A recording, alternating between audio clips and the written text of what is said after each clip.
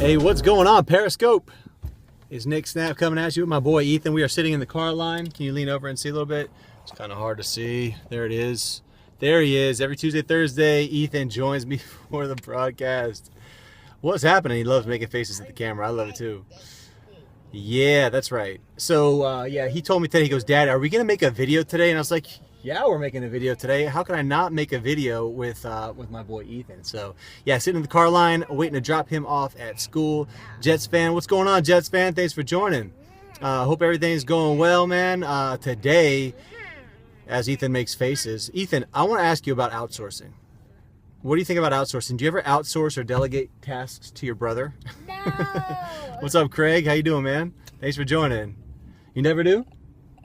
Yeah, so today, I've been putting a lot of thought into outsourcing, so I kind of want to get your guys' opinion on things like, what have you outsourced lately that works? It's kind of intimidating for me, the fact that sometimes the money's not always there, and it can get kind of overwhelming thinking about, okay, well, if I want to make the best use of my time, how do I outsource the things that I don't necessarily enjoy doing, but that costs money? So I just kind of wanted to hear about you guys and figure out, like, what are you doing to outsource, and what's your strategy for outsourcing and making it work, on a budget and stuff like that. So Ethan, what's your outsource strategy? Do you have anyone? Look at those eyes. Do you guys see those eyes? He loves it. He loves Ethan, come here. You want to get up? It's the car line. You want to get out? Come here by the camera. Say hi to everybody. You want to put the sunglasses on? It's a really bright, sunny day.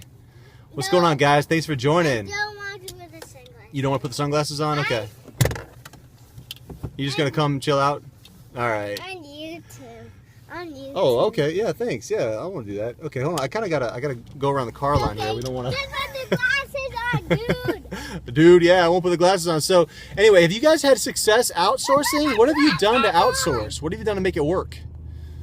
Anybody have any comments on that as we round the car line? Ethan, we're going to have to say goodbye to Ethan here pretty soon because they're like efficient. Just put the glasses on. Okay, I'll put them on. All right, I'll put them on, dude. No problem. Yeah, here we go. Dad. Yeah. Yeah, there we go. You like that? Yeah. If I was efficient as this car line was, then I'd probably have a lot more clients than I do right now. Yeah. Oh, wow. Yeah. Do you realize there's people watching you? You're okay? This kid's a nut. All right, well. What is nut? Yes. What is nut, dude? What's nut? You're a nut, dude. No, it's not nut. King Julian's nut. King Julian is a nut. You Bobby, like King Julian? You like Madagascar? No. You guys got kids at home? You like Madagascar like mine does? No. That's all they talk about sometimes. And all the other cartoons we get wrapped up in. All right, buddy, you're getting a little bit hyper. I'm glad you're very comfortable on camera, but here, we're going to drop you off here in a second. So we're going to pull forward, say hi to his teacher, Miss Allison. And here we go. All right. Hold on, guys. Got to drop the boy off here. 1 second. All right, buddy. Up more? Okay. Got to go up more. All the way up. All the way up. I love it. There he is. Thank you. Good How you doing, guys? morning. How are you? Can I drop my VPK form off with you right now? Yes, Or do I have? Okay, awesome. Yeah. So here's Ethan's form. Enroll him. Thank you. And if my wife's on, she'll see that I actually did that. That's cool. We're thrilled to have him. Awesome. And here's his glasses in the case. I Thank was you gonna so say, much. He's so handsome with his glasses. He is a handsome boy. So Isn't that a great. handsome boy? Thank you so much. Have a great day. All right. That was cool. The car line. I'm so dangerous. All right. So I'm going to pull over again. Get out of the way. There's no kids in my way, so I think things are cool. Although the sun is really, really beating bright today. So, all right, I'm going to take my glasses off and look you guys in the eye. So anybody outsource? So I'm thinking about just different things like that you do each day to that you don't really necessarily enjoy, that you know it's possible to outsource, but you're kind of scared because it costs money, and is it really going to be a good value of your time? So I would say, like, I'm really considering outsourcing a lot more of the podcast work that I'm doing. So I'm currently kind of going through it and actually selecting content, but I realize that I'm not that good at knowing what content works and what doesn't, because it's kind of like my baby, right? When I do an interview, I like what I say. I like the questions that are answered and stuff.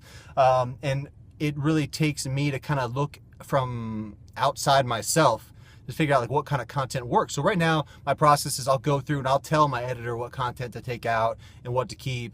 But I think in reality, it takes a long, long time. Like if each podcast is an hour, it takes me about 2 hours, maybe not quite 2 hours, to go through all that and figure out where the timestamps are. And it's just a really, really time consuming thing when you're doing it every week. And then you got show notes, and show notes take a couple hours too. So like I'm looking at, like, from interview to editing to show notes and everything, that's like a 4 or 5 hour endeavor per week, and that's just too much time. Like, I enjoy the interview, I enjoy podcasting and recording and all that kind of stuff, but I think there's just some of that I can offload.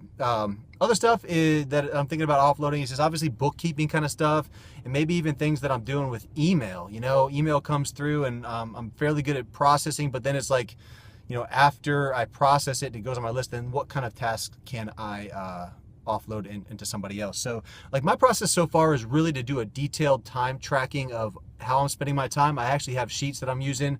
I'm actually a member of the Asian Efficiency Dojo. If anybody from Asian Efficiency is tuning in, probably not, because I only have 6 people on, but that it's a pretty cool little community where you ask about productivity, and they're really good about giving good apps and tips and tricks and stuff like that. So they gave me a couple good apps that I'm going to try for just real easy ways to track my time, so that I know what's really sucking it up the most, and kind of run reports and all that kind of stuff. So that's my thing about outsourcing. But the premise of this whole Periscope is like, what's the one important thing that I am going to commit to doing today?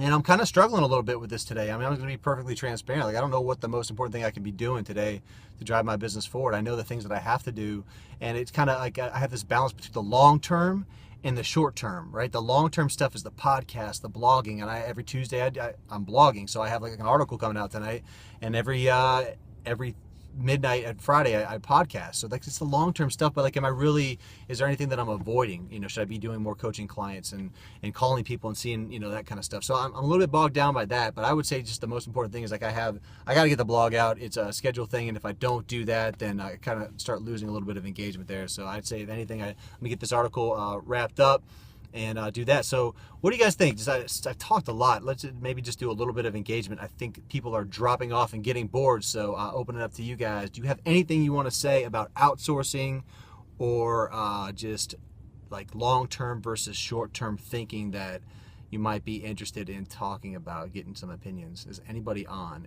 at all that cares? We got 3 people. Anybody want to comment? Just say hey, I'm like actually, listening, or what you said is halfway valuable would be kind of cool. If not, that's cool too. I'll just keep on putting these things out, and eventually, we'll have a little bit of a following, have a little bit more of a community going back and forth on Periscope. Well, it looks like everybody's quiet. I'm not going to force anybody to say anything, obviously, so you guys have a great day. Thank you so much for joining.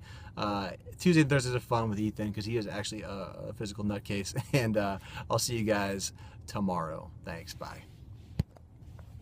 Oh, there you go. Well, I wish I could outsource my book.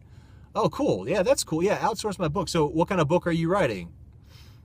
What I'm saying. I was about to hang up, and I got a comment come through. That's kind of cool. I wrote a book.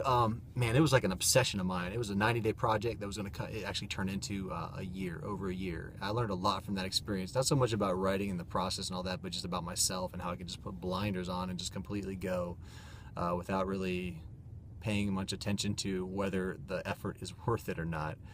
Yeah, I guess the question I have, like, if you want to outsource your book, like, it's like a memoir. Okay, cool.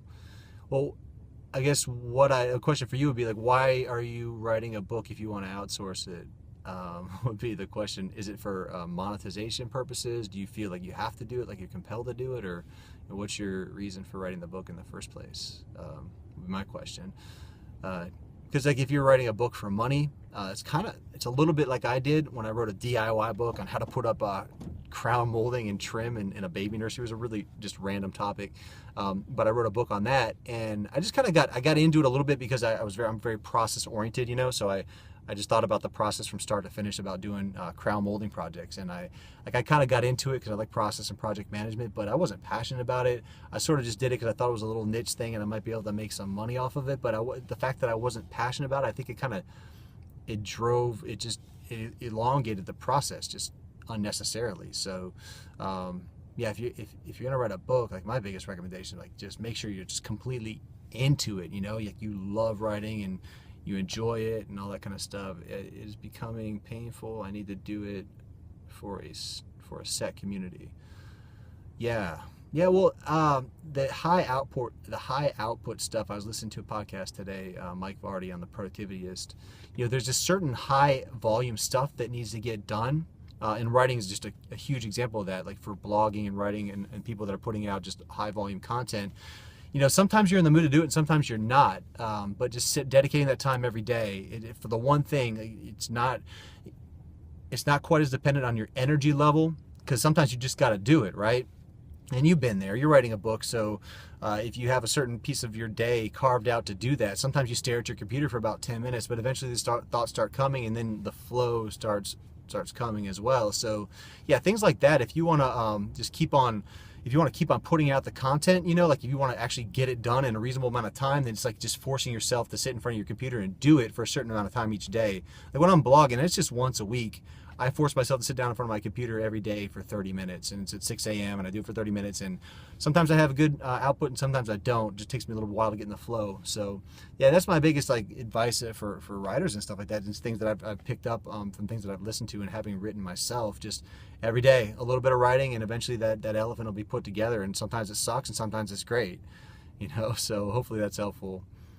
Setting a date to complete is key. So I'm not sure how far, what percentage you're there, but if you have, say you want to get it done in 90 days or something like that, it's kind of easy to chunk that up and say, all right, well, my typical efficiency or how much I can put out in a day or in an hour or whatever.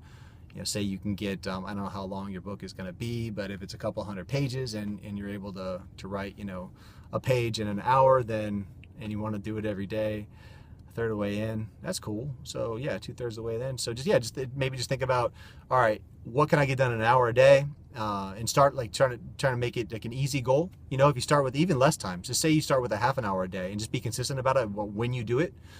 First thing in the morning is a really good time for me to write because I feel like I'm fresh and I'm not really burned out, and it's not as much of a chore. So just do it 30 days a day or 30 minutes a day and see how that goes. And then if it works for you and you feel like you're making progress, then you maybe move the needle a little bit further forward, especially towards the end when you're getting towards that deadline, and bump it up to 45 or 60 minutes or whatever works. So hopefully that's helpful. And I'm not really like an author. I might write another book at some point, but definitely into this podcast thing lately. So I'm gonna sign off, guys. Thank you so much for engaging and telling me about your book. And yeah, I'll hopefully talk to you tomorrow. See what I'm saying. Yeah, and I'm on at the Snappy Show. Obviously, if you want to hang out and connect on Twitter too, we'll love to stay connected. So you guys have a great day, and I'll talk to you tomorrow. Thanks. Bye.